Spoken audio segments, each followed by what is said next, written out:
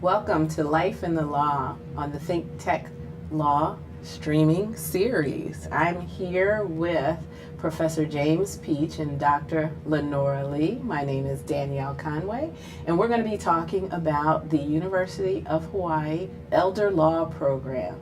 This is an extraordinary program, a unique one at the law school, unique nationwide, in that the services that are provided are meant to help people who we don't normally think about day to day. Our elders in our community, the veterans in our community, and those who give care to them, our caregivers. I'm very excited to present my guest to you so that we can explore this topic. Professor Jim Pietsch, welcome. Thank you very much. Dr. Lenora Lee, welcome. Thank you very much, Danielle. So I really want to jump into this because there's a lot to talk about. How did you get involved in this type of work? What set you on this path, and how did you become a team? Well, that happened many years ago. Yeah, we started off at the Legal Aid Society with the Elder Law program there. And over the years, then I was asked first to teach an elder law course as an adjunct at the law school. And following that, a clinical course that we ran through the Legal Aid Society on elder law. And I taught it also as an adjunct. And then over the years, the Legal Aid Society and our funders and the law school thought it might be a great idea to set up a larger program at the law school where we would combine teaching, clinics, and direct legal services. So would it be fair to say that this program is institutionalized in the community in Hawaii? People know you. Well, I hope they do. Okay. And how many people are you servicing? We help about 400 or 500 people a year. Mm-hmm. So over the years, I think we might have helped, about 10,000 people? That's or fantastic. Reached 10,000 families. So yeah, a lot of people know us, and especially those who are economically needy or socially needy. So those are 10,000 direct touches, direct Exactly. contacts. So would you guess that you've probably touched many more lives than that with the University of Hawaii Elder Law Program? Well, with today's program, that's another 2 million people. We hope. Yes, Or 3 million, I don't know. But it's hard to say because we are sometimes on these programs, but most often we are providing community outreach programs.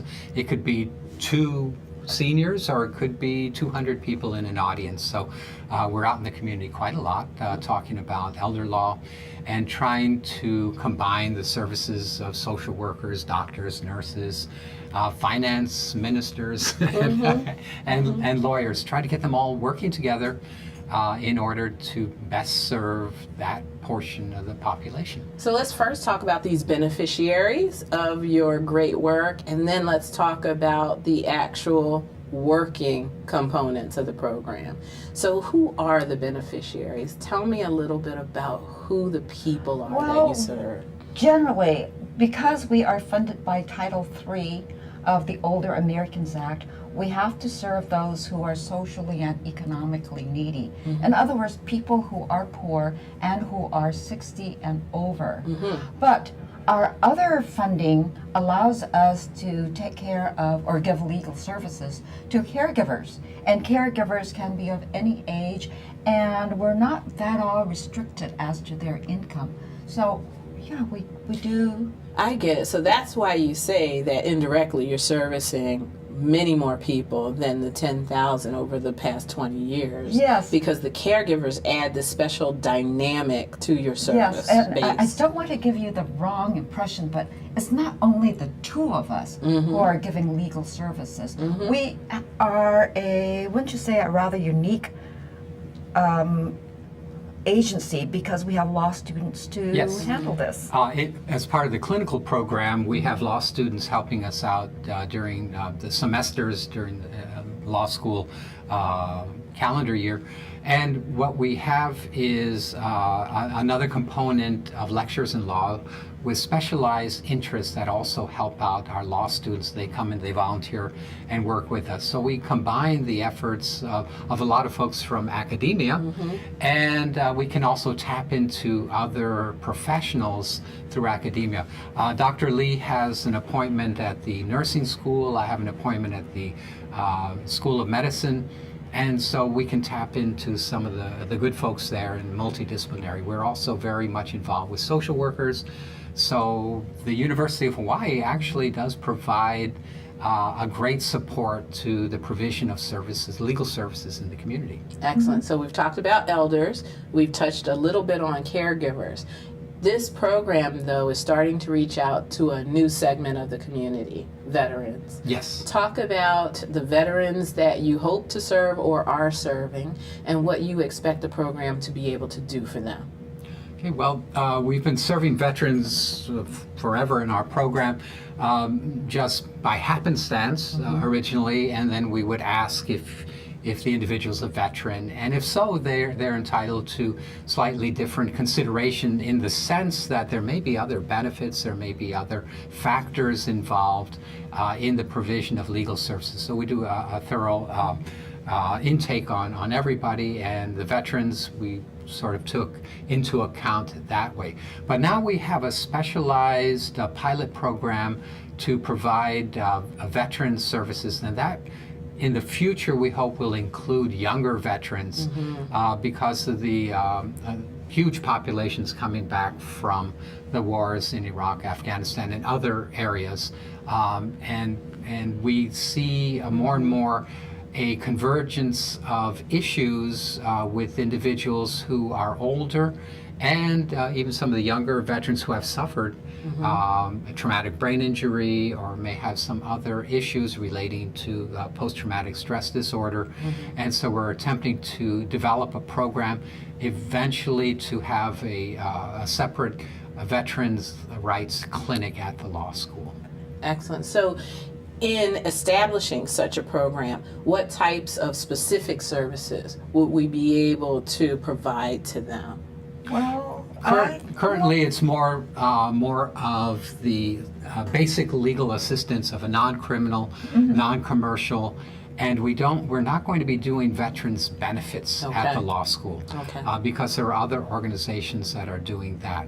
So we're providing basic legal assistance in conjunction with some of the other groups that are providing the benefits appeals, because we're not going to be doing that at the law school, but focusing our outreach on individuals who have some basic legal assistance needs. Yeah, and some of those needs could be like a simple will or a simple power of attorney. And I guess for people who are injured, what is very, very important for them to have is an advanced healthcare directive or a post form for their healthcare, or just to take care of their needs if they ever become incapacitated. Right.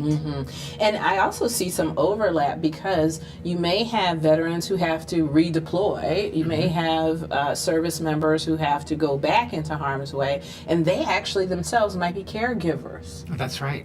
And we've had a couple from the previous war in Iraq.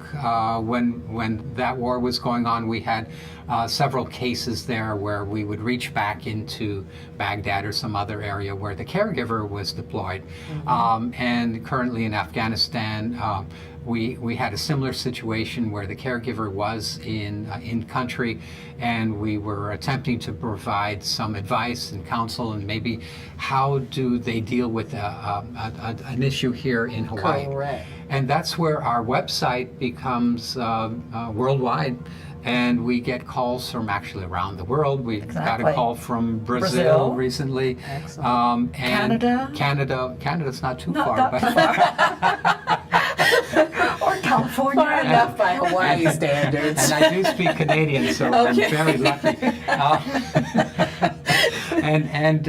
But our website is followed by individuals. It's amazing. And they can even just, we don't know how many people we've touched just by them looking at our website without telling us, and without even having to call us. Excellent. Before we go to break, could you actually state the website for the viewers, please? Yes, it's at Pretty simple. It's the University of Hawaii website with our initials. Our program is the University of Hawaii Elder Law Program, or UHELP. So therefore, our website is www.hawaii,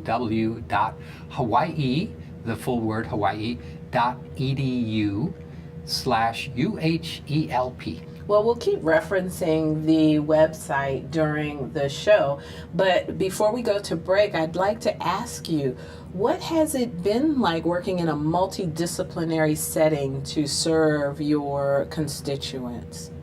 Ooh. It's been fun? really interesting. Okay, good. Yeah, multidisciplinary. It provides all kinds of help for a person. A person does not, a person's legal problem does not exist in a vacuum, yes. as you well know. So it's really good to have a social worker to help you if you become incapacitated, or if you need some other kind of advice. It's good to have your other lawyer or your financial person come in and help you decide what kind of health care do you need, what kind of insurance you might need for your long-term care, and how much income do you need to survive? How much income do you need to, get along if you were to retire and just not be able to each work one of those anymore? professions has its own language. So we like to translate each other's language into just easier speak for the client, because then we can translate the legalese to the client, and then the healthcare provider and the social worker and the financial person, they all have their specialized areas and specialized terminologies, and so then we learn about those too, and they learn about ours, and so we work well together. That's where we start off. We try to start off with our students who are young in the field. They're about to become a lawyer or a geriatrician or a nurse practitioner, and they get to know each other early on, and they get to learn to work with each other, and how important the law is in various fields,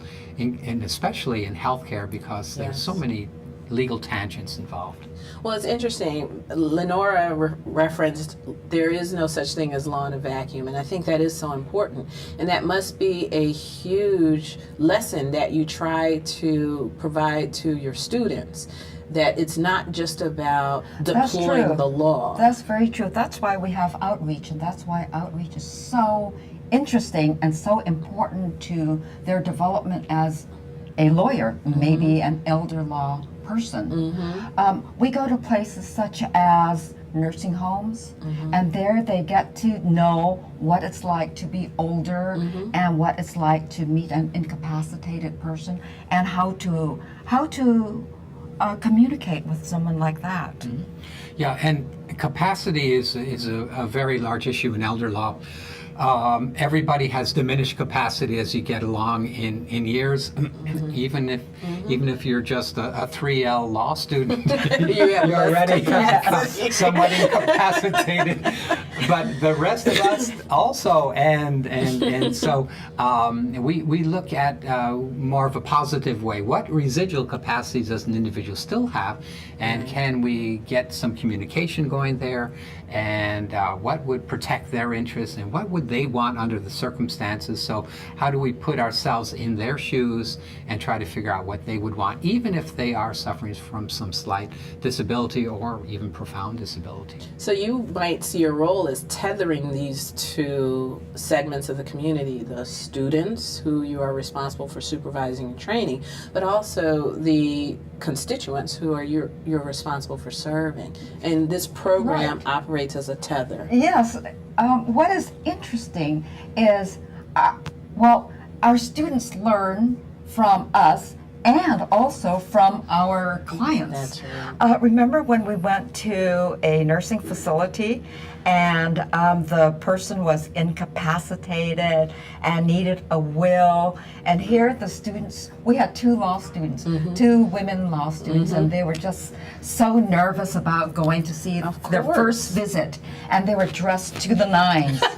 Really, they were dressed in their court suits, their black court suits. So they go up to the person, remember? I do. Okay, you tell the rest of the story. And then this is actually a This is hospice true. patient. Yes. And so this will be the last time we're visiting, it turned out. Oh. And then he looks up from his bed, and he was sort of a character himself. Yes. And he said, "Do you ladies always have to wear black under the circumstances?" And they were so embarrassed. And they explained to him how they could only buy one suit because they're poor law students, and they had to choose Yes. between gray, blue, or black, and they both chose black. Because of course. Because you can use black anywhere, and he so said- yeah. So you don't have to rush Yeah. me too soon. Yes. Yes. They look more like morticians, I think, to Getting him. lost in Yeah, it. but see, But he had a sense of humor, even at Yes. the end, and so they That's remember terrific. him Yeah, to this they day. remember and him. he was very grateful because there was nobody else to help. He was he had one friend left in life. He was estranged from his family, and so we provided comfort to him. And the nurses were there to help guide the law students and say, "Don't be nervous." And the social worker was there, and so it provided a very valuable experience yes, to for the students. all around. What all a of good us. story. We're going to come back to Life in the Law. I'm here with Professor James Pietsch and Dr. Lenora Lee, and we're talking about caregivers. We're talking about veterans, and we're talking about elders who are beneficiaries of University of Hawaii Elder Law Program. Aloha, I'm Nicole Horry for ThinkTech. For nearly half a century, the Hawaii Foreign Trade Zone No. 9 has brought the benefits of the Foreign Trade Zone program to Hawaii businesses and entrepreneurs. DBET, the Department of Business, Economic Development and Tourism, operates Hawaii's Foreign Trade Zone program to encourage international business and economic development. The Foreign Trade Zone's mission is to increase the amount of international trading activity in Hawaii, thereby providing employment opportunities for the residents of our island state. For more information, see ftz9.org.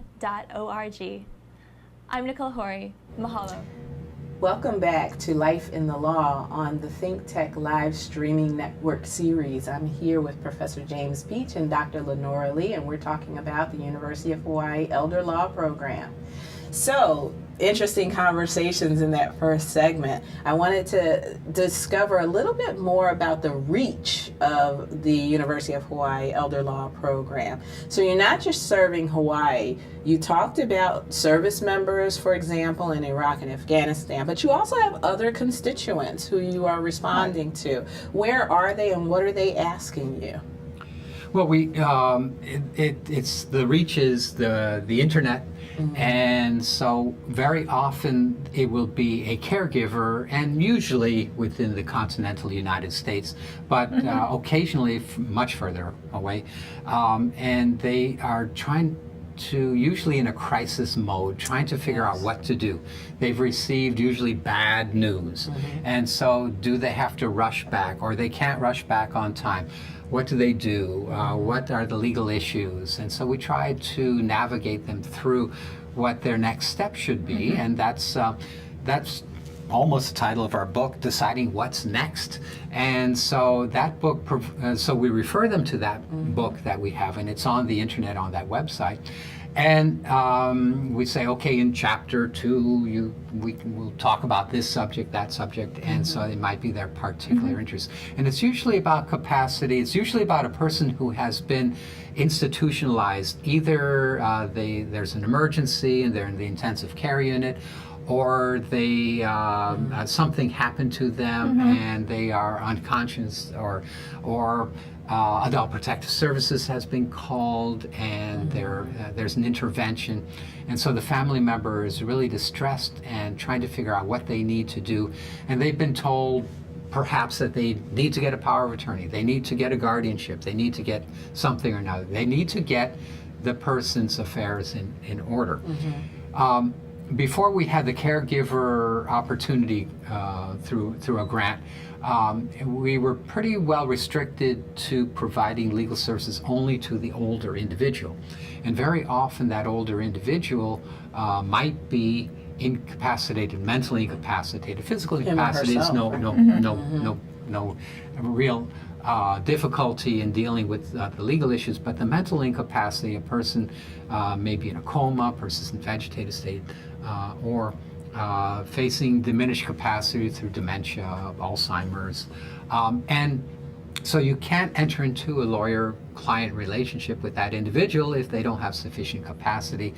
So we would be able to provide guidance or information to the individual, but now we're actually able to provide some direct legal services to caregivers and to give them legal advice and to provide some guidance to them. And depending on the income and assets of their loved one or the care recipient or themselves, we can do some of the services or at least know where to refer them. Well, I'm glad you mentioned research. 2 items I want to bring up. First, the book that you referenced, Deciding What's Next. Could you show that to the viewers? Yes. It's part of our backdrop, but I want them to see the book and want them to know that they can reference the book online at the University of Hawaii Elder Law Program. So I want to ask how important research is to what you do. And then I also want to reference the work that Dr. Lee has directly completed with her PhD in political science on the politics of death and dying in Hawaii. Exactly. So could you address how important is research in this type of scholarship to the community, and how important are other types of scholarship? Well, scholarship is of course very important to academia, and so we're part of the academic community. Yet we have different constituencies for our research. So we can do scholarly research like Dr. Lee did for her dissertation. We all write law review articles and other scholarly journals because otherwise we'd be fired, I'm sure. but to share the knowledge with the other 3 people who may be reading that journal or more. But much of our work is translating that into practical English or other languages, well actually just English right now, for consumers, including doctors, lawyers, social workers, because we see this book on lawyers' desks, we see it in doctors' offices because they can figure out a start, and then you can get into the technical footnotes and all those things that scholars seem to enjoy. If you need to, but we prefer not to, but if needed, we can do that too. It also leads to discussions and also writing of proposed legislation to change the law. So we've been very much involved in adult protective services statutes, in health law statutes, especially healthcare decision-making statutes in Hawaii, other related issues, because we get to do the research from around the country and around the world on such topics, and then apply them hopefully to Hawaii, the best practices, and that dovetails nicely actually into Dr. Lee's research, where she actually did her PhD on the politics of death and dying. So, and you specifically focused on Hawaii because it has to be very unique. Well, yeah, because we almost became the second state to pass the Death with Dignity law. We almost did right after Oregon. But because of politics, because of various interest groups, we didn't. But now I think there might be a small revival, might be a small wanting, a desire to have an easier way of medical treatment, for instance, or an easier way of end of life, make decision making. Dignity. Yes. During that time. And so I think now, well, we have better hospice services. Yes. We have better kinds of treatment. So it's not, the issue is not as acute as before. So let's quiet it down a little bit. So would you say that the type of scholarship at that theoretical level is used to help people like legislators or policy groups address these questions? Yes, yeah. Excellent. This is coming right out of our law school. Right. Absolutely. And even on commissions such as the Blue Ribbon Committee. That's right. On, yes, you were on that. Living and Dying with Dignity in Hawaii. There was a lot of research that went into that committee work, And it came up with numerous recommendations, and they were all unanimous except for one, which was the actual physician aid in dying, or medically assisted dying as it's more currently called. But out of that committee and out of that research also led to legislation and changes to policies and procedures in the hospitals and other institutions, which encouraged better palliative care at the end of life, which encouraged better advanced directives in Hawaii, which encouraged more spiritual counseling at the end of life, in addition to that specific topic of should medically assisted dying be legalized in Hawaii. And so for many, there's not such a great need for the medically assisted dying because of the advances in other areas. But for many still, it's, they still want that option, because why should their options be restricted when it's not so restricted in Oregon, Washington State, Wyoming, or Montana? Right, and Vermont. And Vermont. So right. there's a trend across the country to look at this more as an individual right, or at least to follow their preferences in this area.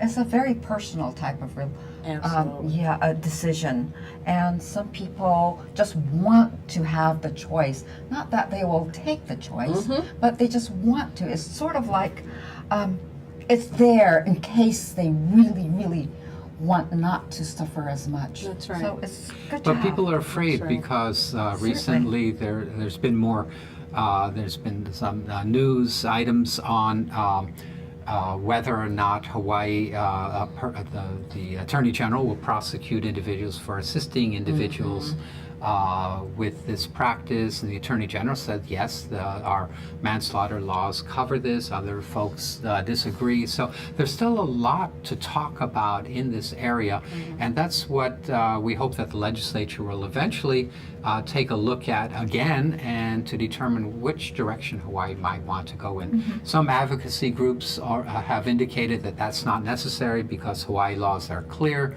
That an individual is authorized to, or doctors are authorized to provide medically assisted dying, but I'm not so sure it's that crystal, I wouldn't do it if I were a clear. doctor. We don't want the Attorney General Coming after you. No. So would it be fair to say that the role that you play in this is not as one of an advocate of a position, but more an advocate of the person who seeks to exercise or not exercise this option? I would say that's fair, That's fair. because as any lawyer, you are advocating for your client. Now, your client may have some interesting ideas that you may not personally believe in, but if it's not illegal and that's what they would like to do, that's fine.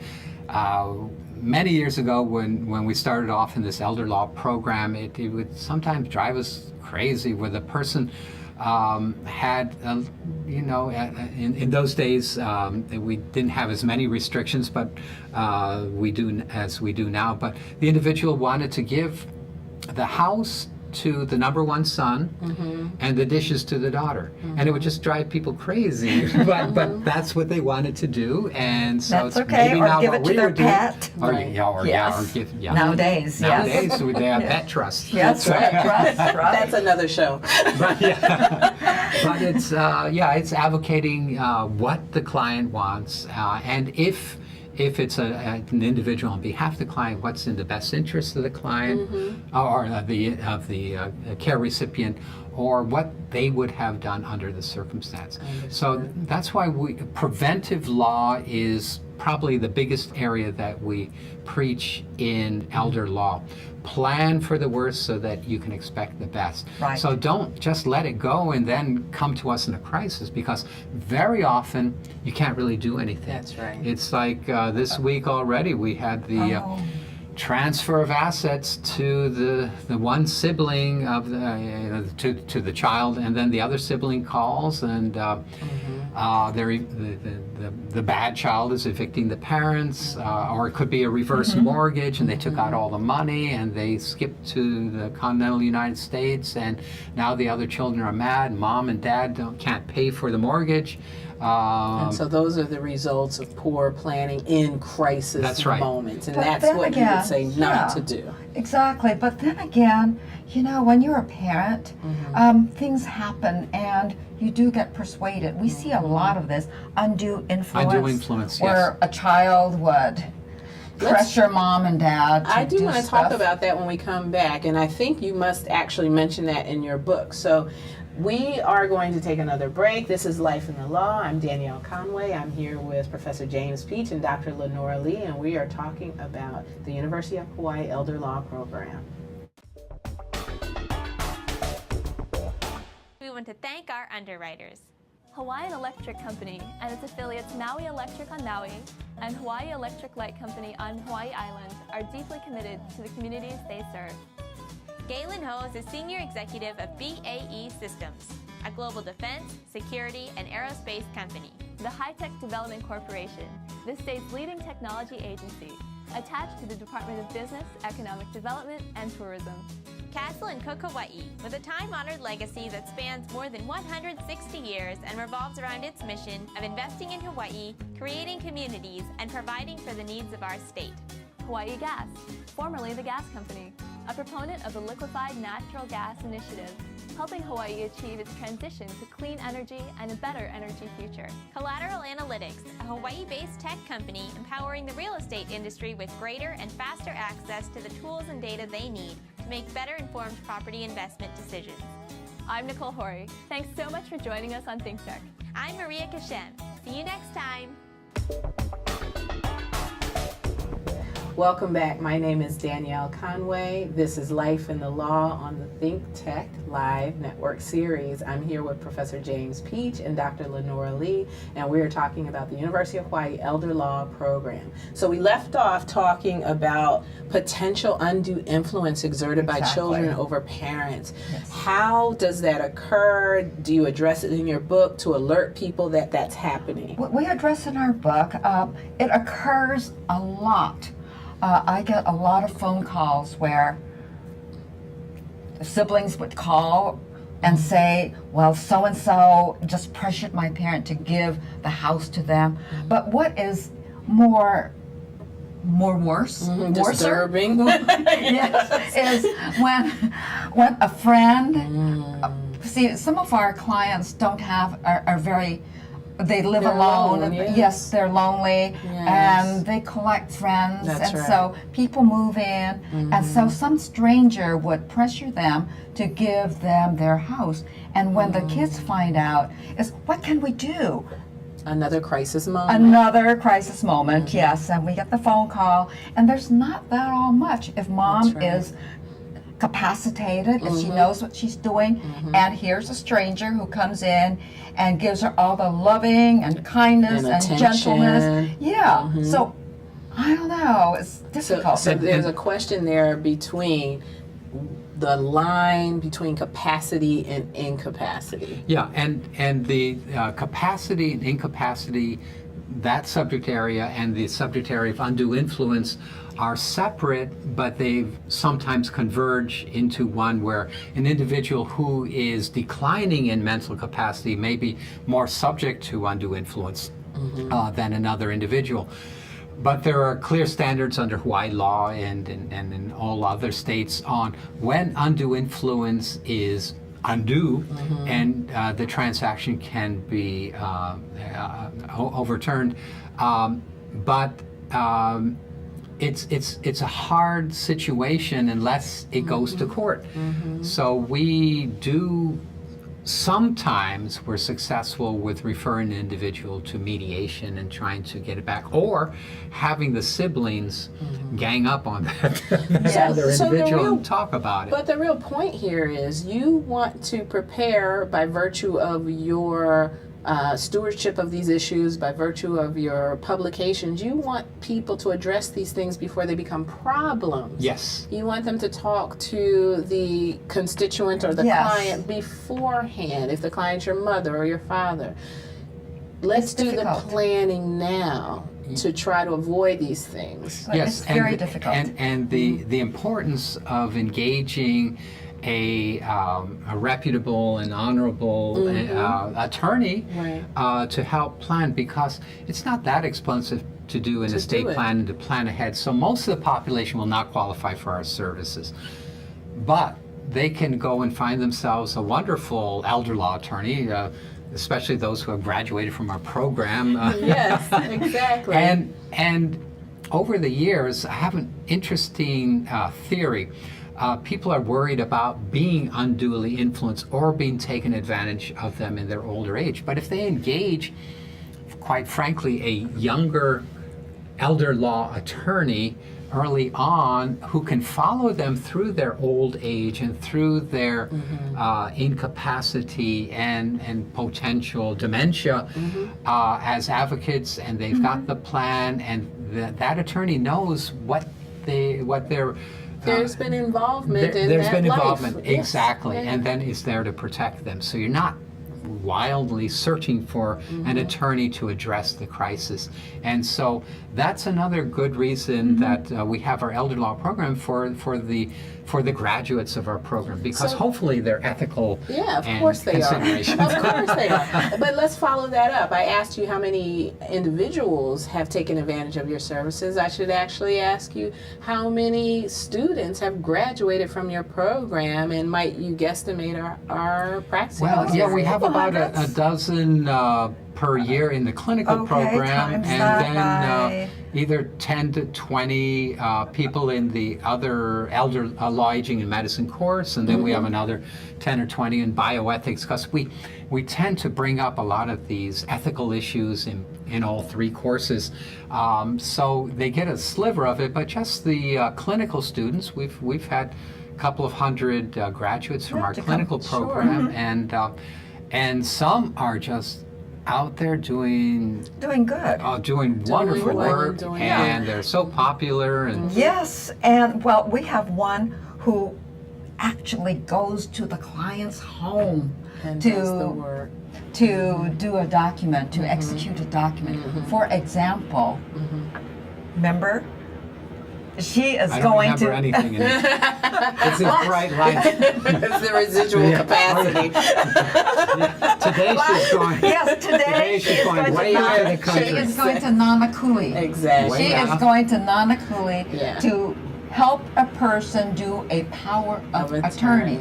Okay, this is a Hawaiian Homes lease home. And so that's what you get when you look into one of our graduates. Yes, and this graduate as an attorney is to now represent your also a interests. volunteer, so she's a lecturer in law and helping with our clinical program. That's fantastic. And so we get the combination of marvelous people who we hope got marvelous training and then have really found their little niche in the law, and also are expanding their own knowledge by going to conferences. We had our conference last fall that had a veterans focus, and we had fabulous speakers. One of the speakers is going to be coming back in the spring, and it's going to be how do we best deal with growing old in America and caregiving and living conditions. That's right. And this gentleman, he's also an adjunct professor in University of Washington. We have the same attitude that he does, that if you don't have social workers involved in elder law, you're not really an elder law attorney. So we came up with it. He's originally from India, and so there was a marvelous movie that came out just a year or so ago called The Best Exotic Marigold Hotel.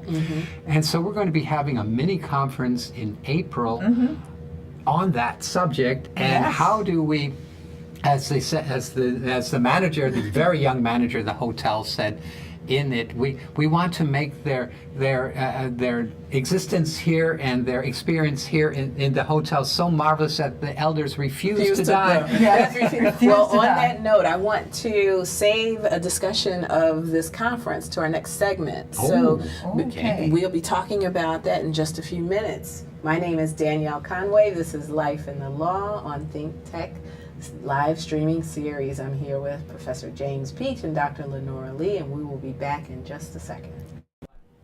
Aloha, I'm Maria Kashem of Think Tech Hawaii, and I want to tell you about our Think Tech talk shows. If you didn't know it, Think Tech streams video and audio for all of its shows live on the internet from 2 to 5 p.m. every weekday afternoon, and we replay them all night long on ustream.tv. Visit thinktechhawaii.com for our live stream and YouTube links. Raise your awareness on Think Tech. I'm Maria Kashem, and I'll see you there. Aloha, I'm Jay Fidel of Think Tech. We have some news for you. In addition to our Think Tech TV show and our Asia in Review show on Olelo 54, as of January 1st, we're adding Community Matters to play also 2 hours a week. Check out thinktechhawaii.com for the specific times of each of these shows. We hope you enjoy all three. Mahalo, I'm Jay Fidel. Welcome back. I'm Danielle Conway. This is the Think Tech live streaming network series. I have guests in the studio today, Professor James Pietsch, Dr. Lenora Lee from the University of Hawaii School of Law Elder Law Program. So we left off the last segment talking about the best Exotic Marigold Hotel. Yes. So you have a conference that's going to be styled after some comments of the lead actor there. So Yes, and also the Veterans Conference we had on November 11th, where a panelist was discussing how do we best plan for our older clients. And there's an interesting phenomenon. Many people are leaving our country to go other places for retirement. They're going to India.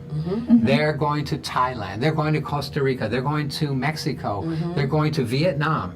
A couple of our friends who are Vietnam veterans, they've gone back to Vietnam. They fell back in love with the country and the people, of course.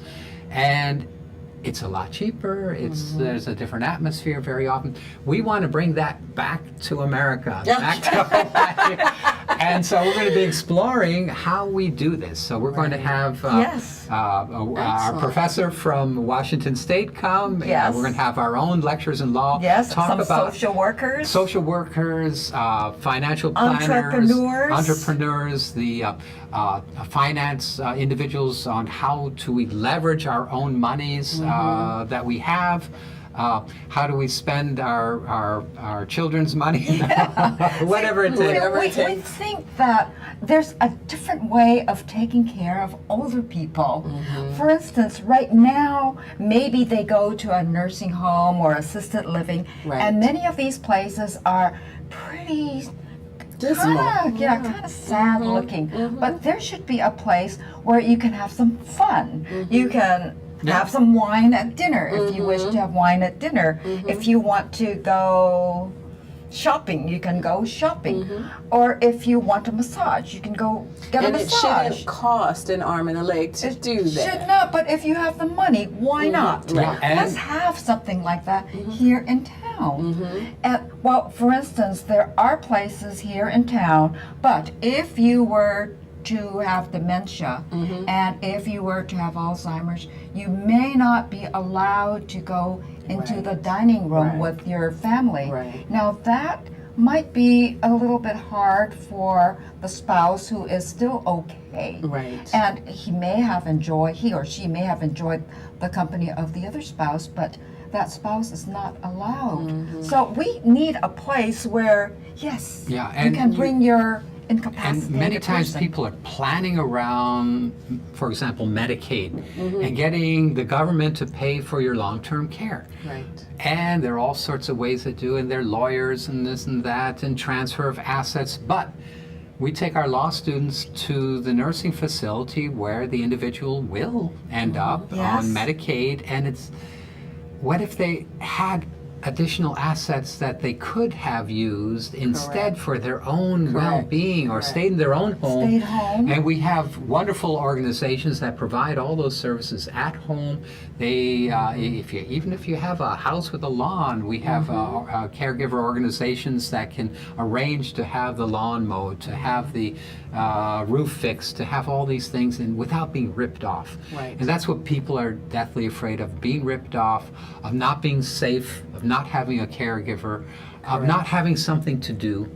And so that's where this community, the Marigold Hotel, we're just starting the concept now. So maybe we'll run into a dead end, but we think it's so exciting anyway. We're having more and more people watch the movie already. Well, what it seems is that you are trying to reestablish a network of care.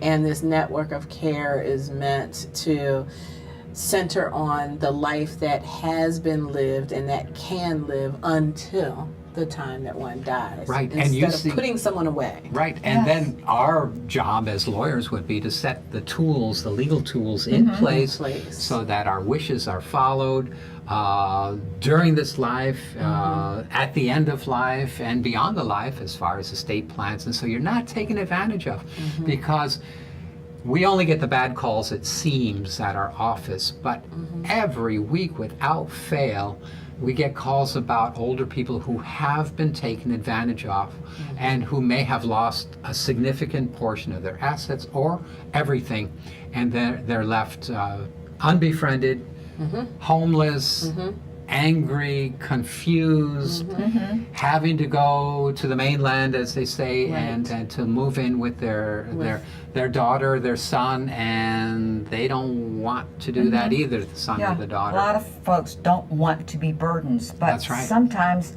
you can't help it if things happen to you. That's right. So we're looking at options, more options, and using all of our combined talents. So we're going to have social workers, we're going to have actually, maybe nobody will show up at that conference. It's going to be in the library at the law school, because our program, we don't have any funding to rent a place. So I'm sure they will show up. Can you give me the logistics of this conference? Well, I can remember the date because it's very easy to remember. It's going to be on April 1st, April Fool's Day, because that's a school day for our elder law clinic. And it's going to be in the William S. Richardson School of Law library, but we're going to have folks make reservations, because we don't know how many tables we can have and disrupt the library. Yes, and we want to serve a small snack or some light refreshments. Yes. And invite the whole community, those who might be interested in maybe a different concept of caregiving, a different concept of taking care of your elders. Right. And or ourselves. Or ourselves, yes. exactly. One day, you know. And starting now. Yes, one day I might. One may be a caregiver, but tomorrow a care receiver. And that's where that's scary. Danielle, you have the book here on Thank You for Your Service about PTSD and traumatic brain injury. And in the military, one moment to the other, you don't know whether you're going to be a victim of that IED, and you have traumatic brain injury, and then PTSD. But it's the same thing of crossing a street here or being in an automobile accident. You just never know. So we have to be prepared for the worst, so that way we can deal with what the future, the uncertain future lies. And that means legally prepared as well as financially prepared, and have your network together. And our network includes the social workers, the doctors, the nurses, the financial folks, all the good folks, the caregiving organizations, and we have marvelous people in the community.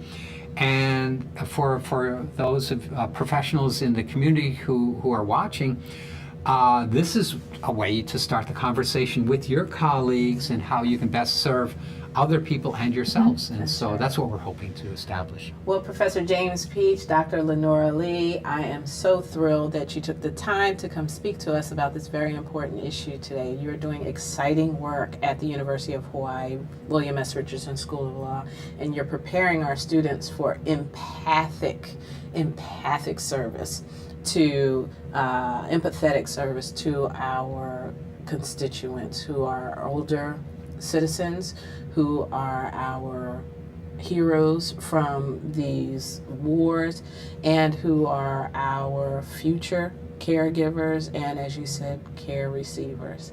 Thank you for doing this work, and thank you for proliferating the message that care is a right. Thank you, Well, thank you, Danielle. Thank And you. also, we want to thank the taxpayers of the community for supporting the law school, the medical school, the nursing school, school social work, because the University of Hawaii as an institution is what's going to drive the future of the research and the It's the folks who are only game in graduating, and HPU and Chaminade too, all the wonderful healthcare courses that they teach, and it's the future students who are going to be taking our place. Yes. And so education is key, and we thank the taxpayers for the sacrifices they make for education in the state of Hawaii. Okay, well, thank you again for being guests on the show. I think that you will have to come back to tell us a little more about the best Exotic Marigold Conference. Of course. Anytime. Thank you. Thank you, Terrific. Danielle. This is Appreciate it. Danielle Conway. This is Life in the Law on the Think Tech Live Streaming Network series.